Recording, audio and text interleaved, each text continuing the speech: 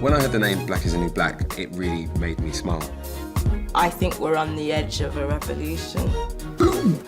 We have our own thing, and it's really rich. We're the influencers, the tastemakers. Remember when we invented jazz and you didn't know what it was? Well, now we're going to do something else.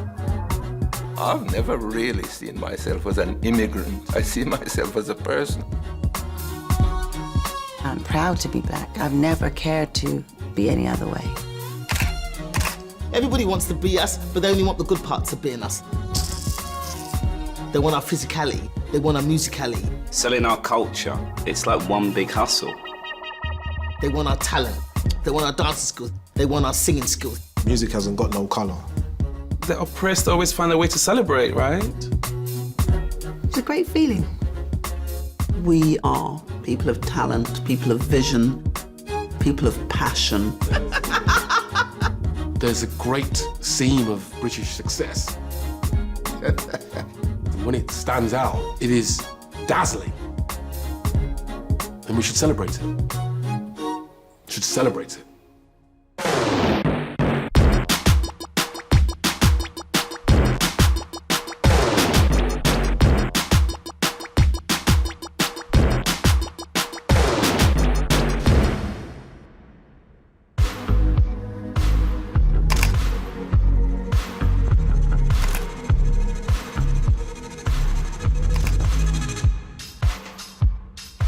There is a formula for white success. It's a well-trodden path. You see it every day, but there isn't one for black success. And when it stands out, it is dazzling. I'm a former international athlete and I've won a gold medal. I'm the Member of Parliament for Streatham. Am I successful?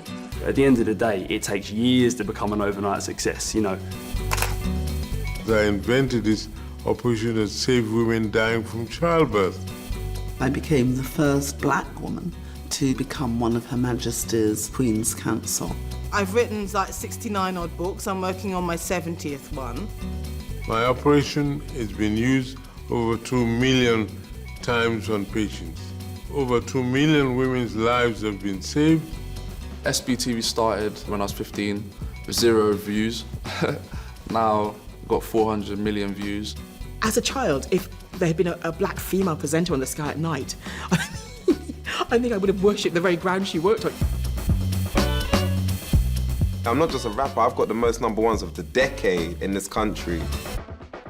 I think I was the youngest person ever to take silk at that stage, other than Pitt the Younger. I ran with the Olympic torch. What else is there? And he had become an honorary silk when he was 21 because he became the Prime Minister. So I reckon he cheated. We run things. Things don't run we.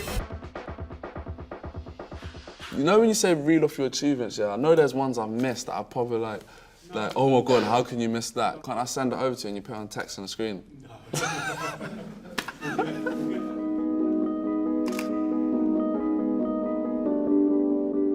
I won New Faces in 1975, and it was lovely. Suddenly I was being seen by 16 million people. Everybody knew I was that black kid from Dudley who did impressions. And Michael Grade rang my agent and said, let's have a meeting. And he showed me a videotape. And the show was called Good Times. Michael Grade, when it got to the end, said, do you think you want to be in a British version of this? And I said, yeah. Why wouldn't I? What I didn't realise is that the status quo of the industry at the time meant that there would be nobody of colour involved in that production at all. No writers, no directors, no producers, associate producers. The makeup lady was mixed race, but that was it. The rule of twos, I call it the nightclub policy. 1 in, 1 out. That's what I call it. When I'm at home watching TV with my partner, We always make a little joke whenever they, I don't know, show the contestants of a new show, and you always get the one black girl and the one black guy. We're like, oh, they got the token ones in there. And we make a joke of it, but at the heart of that joke is frustration, because why does it have to be so calculated? Why can't it just be more of a balance and a representation of what surrounds us in our own country? We are nowhere near balance, as far as I'm concerned. We're not. And don't think because I am sitting here and I'm Naomi Campbell after 30 years of modeling that I don't hear this. I hear it all the time. They don't say to me, though, because you're black. They say in another way, oh, you're too strong. Oh, you're too famous. Now it's that one. And it's like, well, please. There was a photograph that I saw of Naomi Campbell and Jordan Dunn together. For me, it was so powerful seeing two beautiful black women fronting Burberry. And I had to stop and take a photograph of it because it's rare. Doing the Burberry campaign did make me feel, wow, finally been accepted in this country. But a year after the campaign, I still feel like I'm not really quite sure. I used to do a joke about waiting for Lenny Henry to die so that I could get on TV. I hate that joke. What is that joke? There can be only one.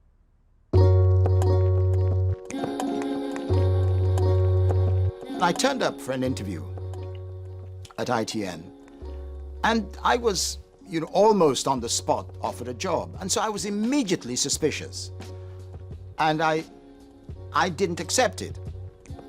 Why did they want to employ me? Why did they had not had a black reporter on television before, and why me?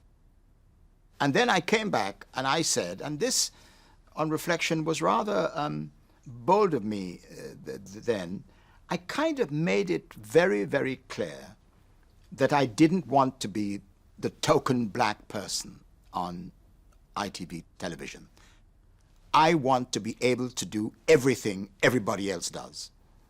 So I was not going to do stories about immigrants. I was not going to do stories about problems in Brixton or Hackney. I wanted to be seen to do everything that my white colleagues did.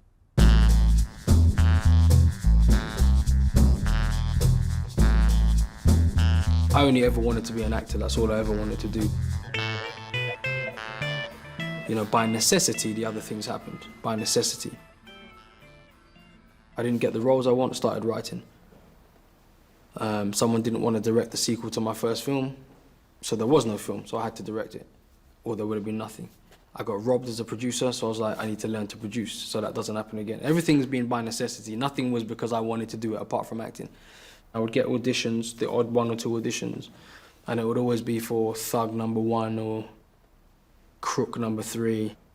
Why do I need to play Crook number 3? Why can't I play Jim? Because Jim's a white character. And, yeah, but why can't I do it? I could be called Jim.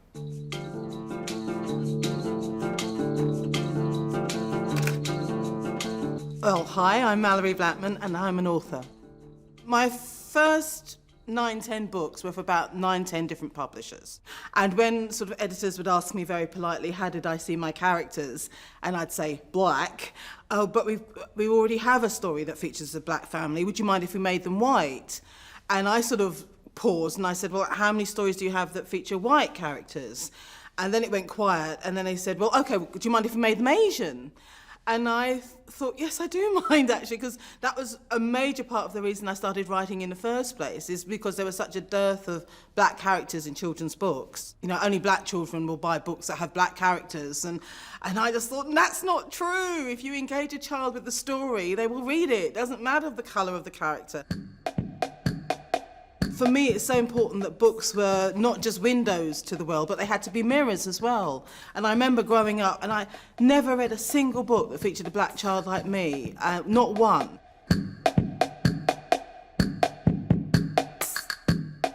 Myself and a colleague from UCL were invited onto Newsnight. So that was the BICEP 2, a large telescope, which looked as if it had discovered gravitational waves and something called cosmic inflation. So 2 big milestones in science. My colleague was actually working on this BICEP 2. And a rather acerbic piece was written in the Daily Mail the next day. And I think they described it, that the BBC were being very politically correct by bringing on 2 ethnic minority women to talk about the science of white men. And, oh dear, that was just wrong on so many dimensions. I mean, for one thing, the idea that this science was just being done by white men was a ridiculous notion. I mean, teams of scientists all across the world are working on this. It was just sort of stirring. So letters were written, and I do actually have a letter of apology from the Daily Mail, which I've hung up in my loo at home. So I guess I think that's the best place for it. People frame you. People make up their understanding of who you are as you go along. If you're from a dominant group, male or white or straight, it's almost like you don't have a frame. You can be whatever you want. You can do whatever you want to do. So if you're black, you have the choice of living in somebody else's frame or creating one for yourself. And once you understand that, it's a very liberating thing. Go back 5, 6 years ago, working at Tottenham. I was speaking to one of the young boys. He asked me for some ideas. He wanted some ideas about what to get his parents for Christmas. So I said to him, I'll tell you what, you best bet, go to Harrods, and they got everything there. He said, Les, I can't go there as a young black guy. And he honestly believed, in this day and age, that Harrods were off limits to him. And the struggle continues.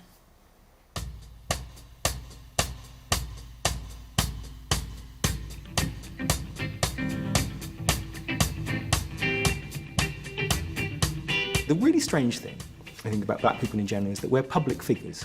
Simply by walking down the street, we're public figures, in as much as we stand out in a generally white society. So style, dress, deportment, the way we carry ourselves, becomes really important because it's one of the ways that you stay alive. So these aren't trivial issues. Style is to do with everything.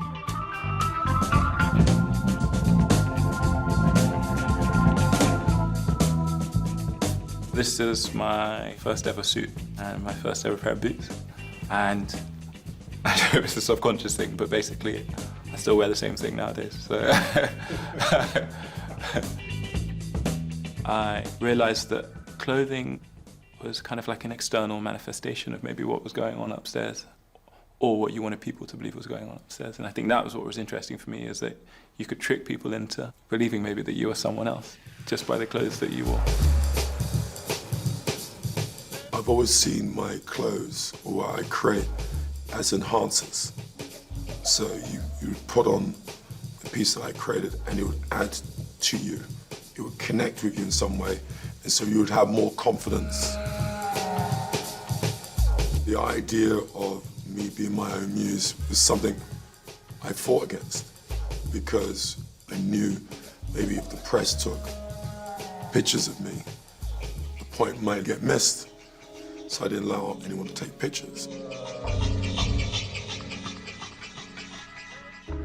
What did Maya Angelou say? You know, I might be broke and penniless, but I look like I have an oil well bubbling in my living room, you know. I'll always be Edward the Black editor. I guess the dream position is to be, like, whether it's Naomi or myself or Oswald, is to be the best at what you do, regardless of your color.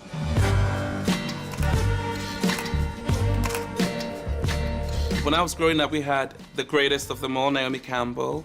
She really is a true fighter. She's Jamaican, you know, Buffalo Soldier. I don't care what they think of me. Can't change their opinions. Does it hurt sometimes? Of course it does. But it doesn't stop me from keep moving forward. I'm proud to be black. I've never cared to be any other way. I'm a black woman and proud to be in my own skin.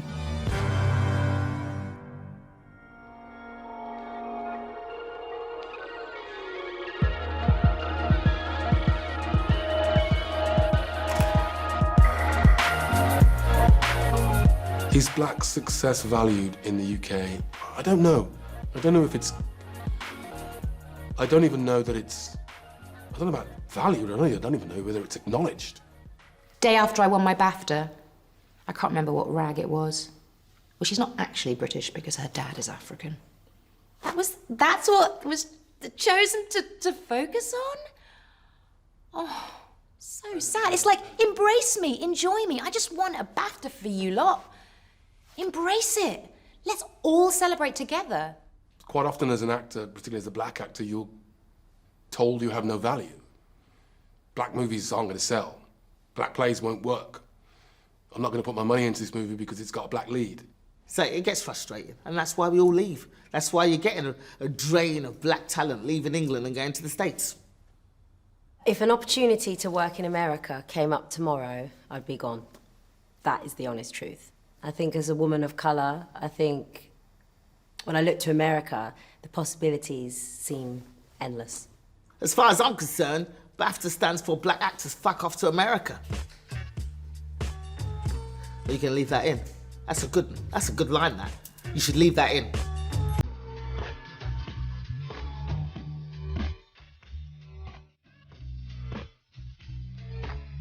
This is a photograph of me playing Othello, Shakespeare's Othello. For centuries it's been played by a white actor in blackface. So I was the first genuine black actor to play this. I gave it absolutely everything. Absolutely everything. I knew what was on the line. I had to really give it my all. I remember reading the reviews and every single one of them said, black actor David Harewood. I kind of stopped and thought, oh, I'm a black actor. I'm not an actor. And I quickly became aware that things were different. A couple of years later, I was in a well-known fast food restaurant. And this black lady came up to me and she said, excuse me, your name's David Harewood. I said, yes. She said, I just need to thank you. I said, sorry. She said, I want to thank you because my son is now at university because of you. I said, what do you mean? She said, he's the only black kid in his class and they were studying Othello and all the kids were ribbing him because Othello was stupid and had been undone by the clever white man. And he was dreading seeing the production. And she said, when he saw your performance, he was so proud and so inspired that he's decided to study English at university. And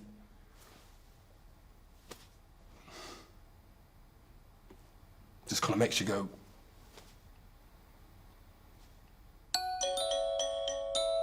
There's a part of black society that would like to insist that black people should only behave in certain ways, that black people should keep to themselves. You know, being the first black director of a major cultural organisation. And sometimes that gets difficult. It gets lonely. Sometimes it gets profoundly uncomfortable. That's never a reason not to do those things. No one will ever tell you you should do this in order to become that. They'll never give you that. They'll never give you that knowledge. As a black person, you have to figure that out yourself. And it's something that I know, and I quietly celebrate myself because there's no one else who's going to celebrate that for me. And that makes me sad.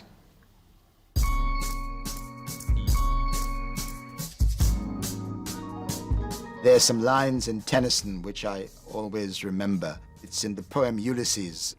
At the end of his life, he wasn't sure where he was going, whether to heaven or to hell. And he explains it by saying, he says, for all my mind was clouded with a doubt. That's me. Because I was terrified of failure. I have always lived with the fear of failure.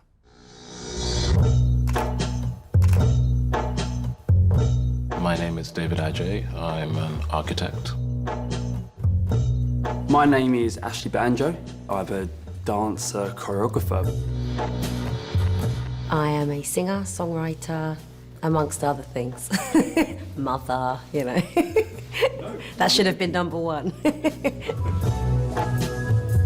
I kind of made an office and it grew very quickly and I was doing work all over the world.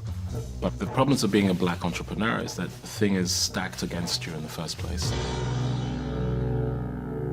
you're not expected to succeed because the percentages of black businesses that succeed are not many. So when you go to that bank manager and you say, I really need a loan of X, they really look at you triple hard.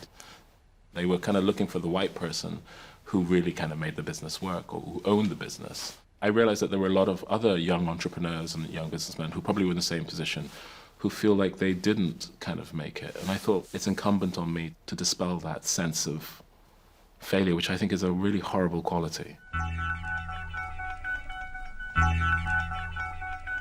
A lot of people are so fixed in their opinion. I can think of specific moments where people have told me I can't do something. I think you can't reason with people until you actually just show them what you're capable of and show them what you can do. I had a father who was very much against me being in the music industry.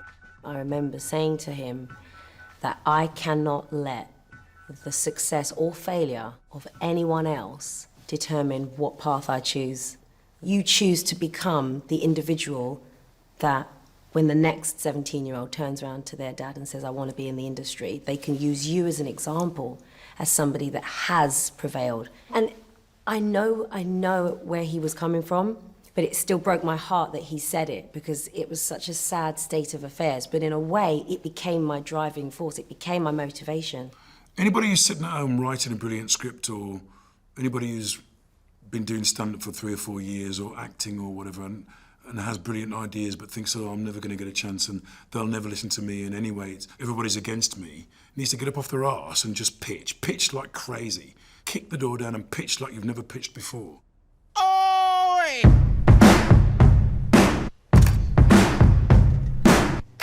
So from early, I had my own record label. So all the early instrumentals that I made when I was like 17, 18, before I had a record deal, were on my own label.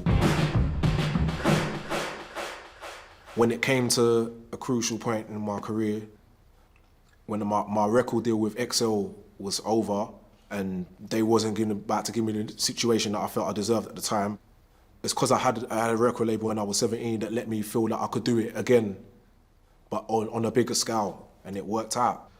Got a bunch of #1s on that album. The album where I sold millions of records. And it's the album that I own. It's the album where I went independent that is really giving me my real big success. Black people must follow that advice of Bob Marley. We must liberate ourselves from mental slavery. They're free people. So let's liberate ourselves from always assuming we can't do this, we can't do this, we can't go there. No, every area is available, including the political scene.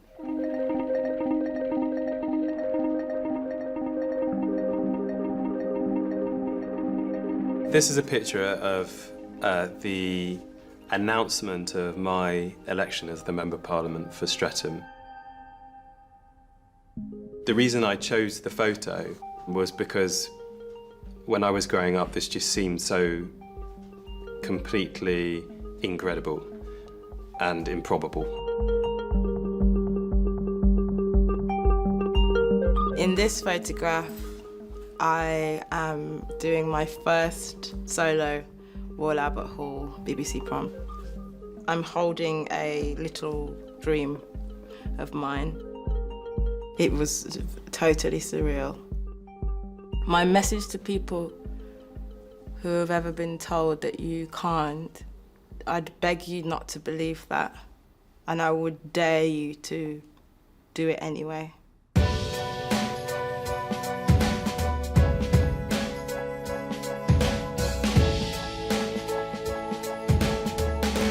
This is a portrait being taken of me in front of the National Museum of African American History and Culture on the Washington Mall. We were in a shortlist of 70 architects from around the world, and we got down to the sort of 20, and we couldn't believe that. And then we got down to the 6, and then we were paid to do this competition against all the kind of great names that we know. That was already exhilarating. I remember the phone call. I don't think I'll ever forget that phone call, where I was told that I had won the competition. And it felt like everything had changed in that moment. I was like, wow, this is a powerful statement. I genuinely believe that I was chosen not because of my color, but because I kind of synthesized an agenda that the museum had. I kind of made a building which spoke to their story, rather than making a building as a container for their story. And winning the museum on such a sort of contested ground, sort of the political front lawn of America, sort of behind the White House, suddenly felt like, oh my God, if they got it, then maybe this was not so insular after all. It was a kind of profound vindication. It was euphoric. It was like the air was different. I could hear the British public cheering for me, screaming for me, and I just gave everything. When I crossed the line, it was just a kaleidoscope of emotion, just overwhelming beyond words. But coming back to Britain, I realised that there was impact. I distinctly remember going to schools and young children actually coming up to me and giving me hugs and, you know, really feeling the fact that I was in their school. And for, I think, the young black children, there was a sense of, wow, well, she can do it. Well, I can.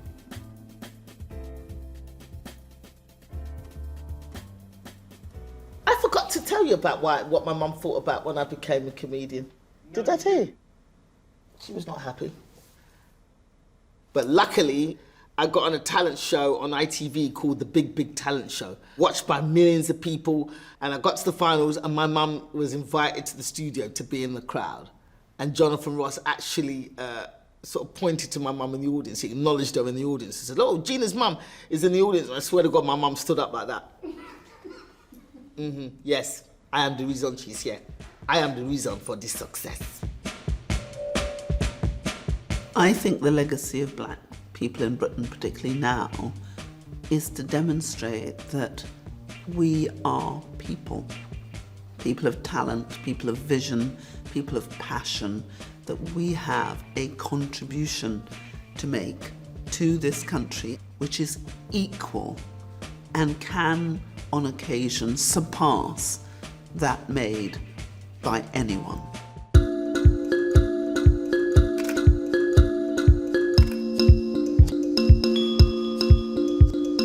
Britain's a better place because of us. Britain's more dynamic, exciting, entertaining, ironic, romantic, you know, expansive place because of who we are, because of what we brought. There's a great seam of black British success, which when put together, you go, wow. Just coming into there, I just walked past Denise Lewis, who's a legend. And I go, I'm in a thing with her. And then you look on there and you see Oswald Boateng, Naomi Campbell, and you suddenly think, not only do we have value, but we have huge value. There is a path, and you can achieve, and we should celebrate it. Should celebrate it.